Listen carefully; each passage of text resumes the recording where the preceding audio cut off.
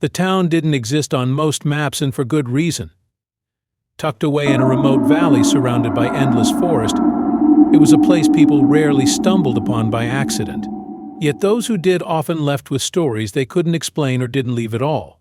Reports of vanished hikers, phantom buildings, and whispers of a place where reality itself unraveled were enough to keep most visitors away.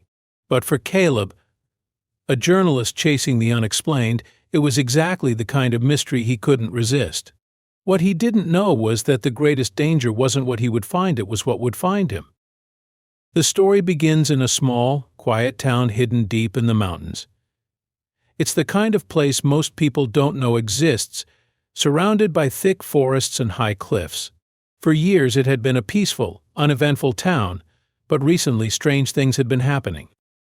People reported seeing things that weren't real or hearing noises that had no source. Some claimed to feel a presence watching them, even when they were alone.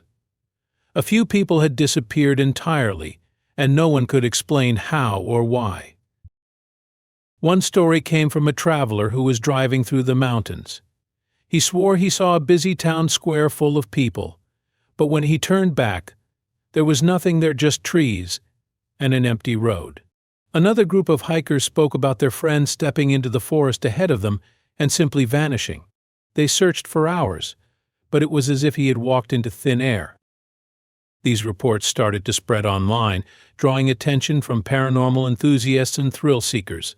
People began calling it the nothing phenomenon, a name that seemed to fit the eerie emptiness described by those who had experienced it. One person particularly intrigued by these stories was Caleb, a journalist who loved investigating strange and unexplained events. Caleb had spent years chasing mysterious happenings, but nothing had ever fascinated him quite like this. He started collecting everything he could find about the nothing phenomenon, testimonies from witnesses, photos, and even old maps of the area. The more he dug, the stranger the story became. He discovered a dusty old book in a library, written by a man who had investigated similar events in the town more than 100 years ago. The book described the same strange occurrences, disappearances, places that seemed to exist one moment and vanish the next, and feelings of being watched. The author had disappeared shortly after writing the book, adding to the mystery. Determined to uncover the truth, Caleb packed his bags and set out for the town. The journey was long and winding, with narrow roads cutting through dense forests. As he got closer, the air seemed heavier, and the forest on either side of the road felt darker and more closed in. When he finally reached the town, it seemed normal at first glance. There were small houses, quiet streets, and misty gray skies. But something about the place felt off. The streets were too quiet, and the people seemed wary, as if they were hiding something. Caleb's first few days in the town were spent gathering more evidence. He photographed the streets, the forests, and every detail that felt even slightly unusual. But there was an odd sensation that accompanied his work, a nagging feeling that something was missing. It wasn't just the absence of noise or the way the air seemed unnaturally still. It was deeper, harder to explain. He likened it to the sensation of walking into a room and immediately forgetting why you were there. One evening, while reviewing his notes in the dim light of his rented room, Caleb noticed something strange. A few of the photos he had taken earlier in the day didn't match his memory. In one image, a street corner he distinctly remembered as empty now showed the faint outline of a structure, almost like a shadow of something that had been erased. Another photo showed what looked like a figure standing in the background, but when Caleb zoomed in, the figure wasn't a person. It was an empty shape, like a hole in the photo itself. As Caleb delved deeper into his research, he uncovered a chilling detail about the town's past. Decades ago, the local school had abruptly closed without warning. The official explanation was budget cuts, but Caleb found an old article buried in the town library that hinted at something more sinister. The article described how students had begun behaving strangely, claiming to see things that weren't there.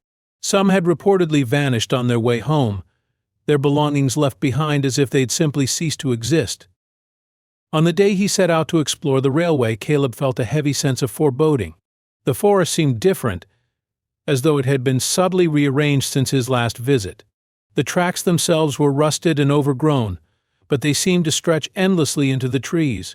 As he walked, he noticed strange things: a scarf hanging on a low branch that looked untouched by time, a child's toy train half buried in the dirt, and claw-like marks etched into the wooden sleepers. At one point, Caleb realized he'd been walking for hours, but hadn't made any progress. The tracks ahead looked identical to the ones he'd passed an hour ago. He felt an urge to turn back but pushed forward, convinced he was on the brink of discovering something important. Suddenly, the forest grew silent again, that oppressive quiet he'd felt near the hollow. The tracks began to fade into the ground, the wood and metal blending into the earth, as if they had never been there. Caleb stopped and looked around, but the forest seemed to shift, the trees leaning closer together. For a moment he thought he saw a figure standing at the edge of his vision, just where the light began to fail. It was the same empty shape from his photograph, but this time it seemed to be watching him. Caleb ran back to town, his heart pounding. That night he couldn't sleep. The noises in his room grew louder, and the whispers now seemed to form words, though he couldn't understand them. He felt the walls closing in, the darkness pressing against him. The next morning, Caleb noticed something chilling in his notes. Pages he had written the day before were blank, as though the words had been erased. Photos he had taken on the railway tracks were gone from his camera. The more he tried to hold on to his findings, the more they seemed to slip away, like the phenomenon was actively working against him. Caleb began his investigation by talking to the locals. Most were reluctant to discuss the phenomenon, brushing it off as rumors or bad luck.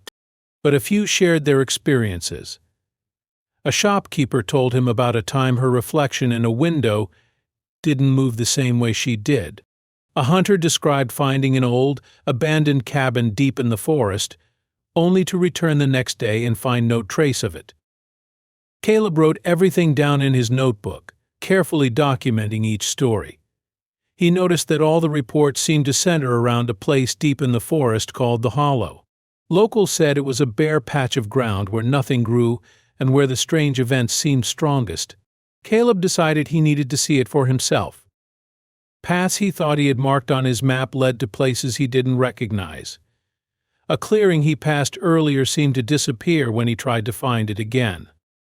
His GPS stopped working, and his camera began to malfunction, freezing or refusing to record.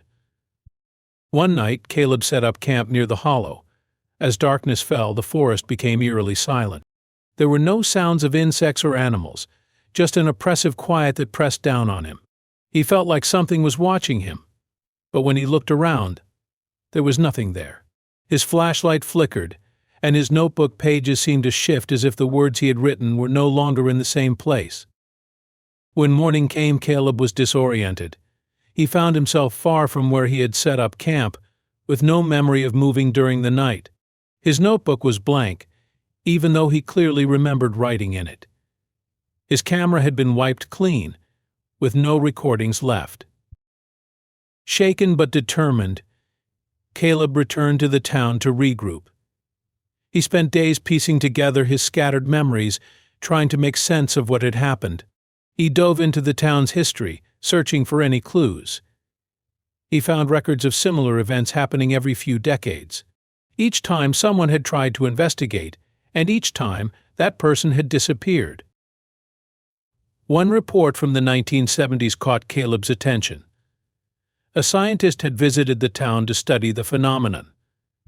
He left behind fragmented notes describing a theory: the nothing phenomenon wasn't a ghost or a curse, but a place where reality itself was breaking down. Caleb couldn't stop thinking about this idea. As the days went on, Caleb began to notice strange things happening to him. He lost track of time and found objects in his room that he didn't remember bringing in. At night he felt an intense sensation of being watched, even though his room was empty. He grew more paranoid, but the lure of uncovering the truth kept him going. Finally, Caleb decided to return to the hollow. He believed it was the key to understanding the phenomenon. He left a detailed note for a friend, explaining where he was going and asking them to contact the authorities if he didn't return. This time the forest felt even stranger. Caleb saw flashes of things that shouldn't be there, people in old-fashioned clothes, buildings that no longer existed, and scenes that looked like they belonged to another time. The air grew heavier, and Caleb felt like he was walking through a dream. When he reached the hollow, it was unlike anything he had imagined. The bare patch of ground seemed to hum with an energy he couldn't see but could feel. It wasn't empty, as he had expected. Instead, it felt full, like there was something there that his mind couldn't comprehend. Caleb tried to write in his notebook, but the words faded as soon as he wrote them. His camera refused to record. The feeling of being watched grew stronger, and Caleb felt an overwhelming sense of dread. In that moment, Caleb realized the truth. The phenomenon wasn't just about seeing or feeling nothing, it was about becoming nothing. Whatever was in the hollow didn't just erase people, it erased everything about them. Memories, objects, even their very existence, it all disappeared without a trace. Caleb felt himself slipping away. His thoughts scattered like dust, and his body felt lighter, as if he was being pulled into the void. His last coherent thought was that he had always been a part of this phenomenon, that his search for answers was never his own choice, but something compelled by the hollow itself.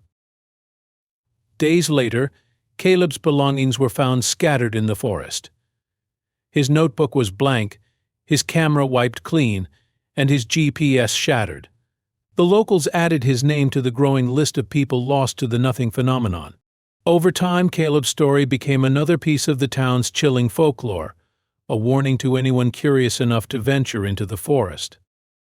As the documentary closes, it leaves viewers with one final unsettling thought. What if the nothing phenomenon isn't limited to this town?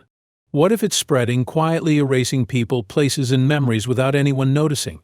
And what if, one day, it finds you?